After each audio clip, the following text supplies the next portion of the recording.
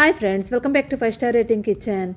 ఇవాళ వీడియోలో మనం కొబ్బరి మరియు బియ్యం మష్రూమ్ ఈ మూడు కాంబినేషన్లో ఒకసారి ఇలా కొత్తగా డిఫరెంట్గా చేసి చూడండి. ఇది మనకి లంచ్ బాక్స్లో కూడా చాలా బాగుంటుంది.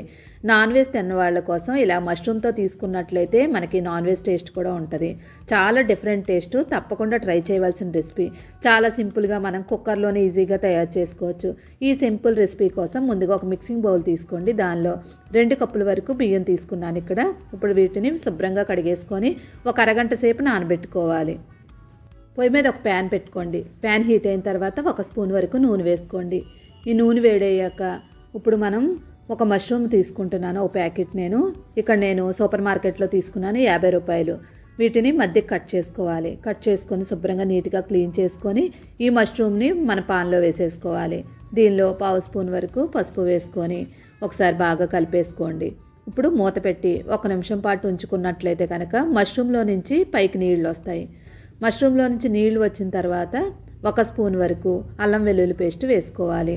ముందే వేసుకున్నట్లయితే మనకు అడుగు పడుతుంది. నీళ్ళు వచ్చిన తర్వాత అల్లం వెల్లుల్లి పేస్ట్ వేసుకున్నట్లయితే అడుగు పట్టకుండా మష్రూమ్తో పాటే మనకి అల్లం వెల్లుల్లి పేస్ట్ కూడా పచ్చివాసన రాకుండా ఉంటుంది. మూత పెట్టి మధ్య మధ్యలో కలుపుకుంటూ మష్రూమ్ అంతా కూడా దగ్గరికి అయ్యే వరకు ఉడికించుకోండి. ఇప్పుడు ఒక కొబ్బరికాయ తీసుకొని ముక్కల కింద కట్ చేసుకోండి. కట్ చేసుకున్న వాటిని మిక్సీలో వేసుకొని కొబ్బరి కూరలో తయారు చేసుకోవాలి. ఇలా కొబ్బరి కూర రెడీ అయిన తర్వాత దీనిలో నీళ్లు వేసుకుంటూ మిక్సీ చేసుకుంటూ దీన్ని ఒక స్ట్రైనర్లో కొంపేసుకొని కొబ్బరి పాలు రెడీ చేసుకోవాలి. కొబ్బరి పాలు చేయడం చాలా కష్టం అనుకుంటూ ఉంటారు, కానీ ఇలాగా చాలా సింపుల్గా తయారు చేసుకోవచ్చు. ఇక్కడ మనకి కొబ్బరి పాలు రెడీ అయిపోయాయి. ఇక్కడ మష్రూమ్ కూడా వేగిందో లేదో చెక్ చేసుకోండి.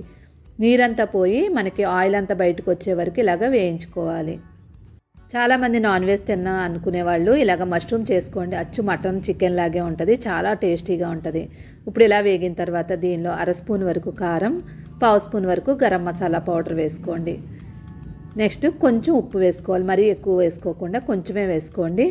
ఇప్పుడు ఇవన్నీ కూడా బాగా కలిసేలాగా ఒక 2-3 నిమిషాల పాటు బాగా కలిపేసుకొని వేగనివ్వండి. గరం మసాలా ఇంకా కారం పచ్చివాసన పోయే వరకు వేయించేసుకోండి.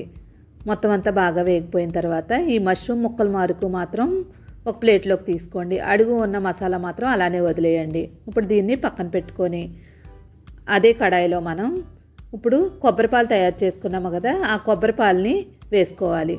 అయితే బియ్యం నేను 2 కప్పులు తీసుకున్నాను కాబట్టి 3 కప్పుల వరకు కొబ్బరి పాలు తీసుకుంటున్నాను. 1 కప్పుకి 1.5 కప్పు వరకు నీళ్లు వేసుకోవాలి. 2 కప్పులకి 3 కప్పుల వరకు కొబ్బరిపాలు తీసుకోండి. ఇప్పుడు మొత్తం అంతా బాగా కలిపేసుకొని దీనిలో రుచికి తగినట్లుగా ఉప్పు వేసుకోండి. తర్వాత కొత్తిమీర వేసుకోండి.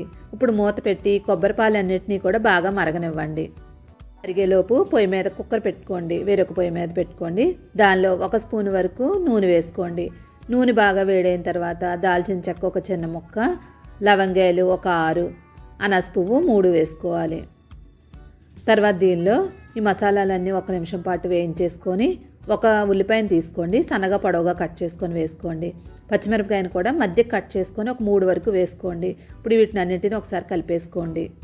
తర్వాత దీనిలో 2 స్పూన్ల వరకు అల్లం వెల్లుల్లి పేస్ట్ వేసుకోవాలి. అల్లం వెల్లుల్లి పేస్ట్ ఎంత వేసుకుంటే అంత టేస్ట్ వస్తుంది, లేదంటే మనకి తీయగా అయిపోద్ది. కాబట్టి అల్లం వెల్లుల్లి పేస్ట్ కొంచెం ఎక్కువే వేసుకోండి. ఇప్పుడు ఈ అల్లం వెల్లుల్లి పేస్ట్ అంతా కూడా బాగా వేగేలాగా వేయించేసుకోండి. అల్లం వెల్లుల్లి పేస్ట్ వేసిన తర్వాత వేయించుకుంటూనే ఉండాలి, లేదంటే మనకి అడుగు పడుతూ ఉంటుంది. కాబట్టి కలుపుకుంటూనే ఉండండి, బాగా వేగే వరకు వేయించుకోండి. ఇలా వేగిన తర్వాత దీనిలో 1/2 స్పూన్ వరకు గరం మసాలా పౌడర్, 1/2 స్పూన్ పసుపు వేసుకోండి. ఒకసారి బాగా కలిపేసుకొని ఇక్కడ మనకి కొబ్బరిపాలు కూడా ఈ లోపే మనకి మరిగిపోతాయి. మరిగే లేదో చెక్ చేసుకోండి. ఇలా మరిగిపోయిన కొబ్బరిపాలని ఆల్రెడీ మనం వేయించుకున్న అల్లం వెల్లుల్లి పేస్ట్, ఉల్లిపాయ దానిలో వేసేసుకోండి. మొత్తం అంతా వేసుకున్న తర్వాత బాగా కలిపేసుకోండి. అడుగు అల్లం వెల్లుల్లి పేస్ట్ అంతా అడుగు పట్టు ఉంటుంది కదా, కాబట్టి ఒకసారి అడుగు వరకు బాగా కలిపేసుకోండి. ఇలా కలుపుకున్న తర్వాత దీన్ని బాగా మరగనివ్వండి. ఆల్రెడీ మరిగే ఉన్నది కాబట్టి వెంటనే మనకి మరిగిపోద్ది. ఇప్పుడు నానబెట్టి ఉంచుకున్న బియ్యాన్ని వేసేసుకోండి. ఇక్కడ బాస్మతి రైస్ తీసుకున్నాను కాబట్టి 1 కప్పుకి 1.5 వరకు కొబ్బరిపాలు తీసుకున్నాను. నార్మల్ రైస్ తీసుకునే వాళ్ళకైతే కనుక 1 కప్పుకి 2 కప్పుల వరకు కొబ్బరిపాలు తీసుకోండి. ఇప్పుడు ఒకసారి బాగా కలిపేసుకొని ఉప్పు సరిపోయిందో లేదో చెక్ చేసుకోండి. ఇక్కడ నాకు ఉప్పు సరిపోలేదు కాబట్టి మళ్ళీ వేసుకుంటున్నాను. ఇప్పుడు మళ్ళీ ఒకసారి కలిపేసుకొని కుక్కర్ మూత పెట్టుకొని 1 విజిల్ వచ్చే వరకు విజిల్ రానివ్వండి. బాస్మతి రైస్ అయితే ఒక విజిల్ అయితే సరిపోద్ది. నార్మల్ రైస్ తీసుకున్నారనుకోండి 2 విజిల్ వరకు రానివ్వండి. విజిల్ వచ్చిన తర్వాత స్టవ్ ఆఫ్ చేసి చల్లారనివ్వండి. చల్లారిన తర్వాత మూత తీసి మనం వేయించుకున్న మష్రూమ్ని పైన వేసేసుకోండి. ఇప్పుడు ఒకసారి కింద నుంచి మీద వరకు కలిపేసుకోండి. ఇలాగా మనం లాస్ట్లో వేయడం వల్ల మనకి టేస్ట్ చాలా బాగా వస్తుంది. ఎక్కువ మనకి ఉడికిపోకుండా పచ్చివాసన అనేది ఉండదు. ఒకసారి మళ్ళీ కలిపేసుకొని మంటను లో ఫ్లేమ్ మీద పెట్టుకొని 2 నిమిషాల పాటు ఉడికించండి.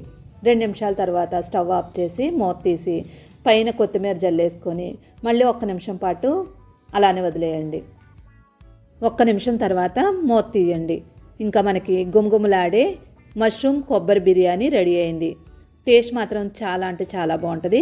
తింటూ ఉంటే మనకి కొబ్బరి టేస్ట్ తగులుతూ ఉంటుంది. ఇంకా మనం మష్రూమ్ మసాలాలతో పాటు మనం వేయించుకున్నాం కాబట్టి నోటికి తగులుతూ చాలా డిఫరెంట్ టేస్ట్గా ఉంటుంది.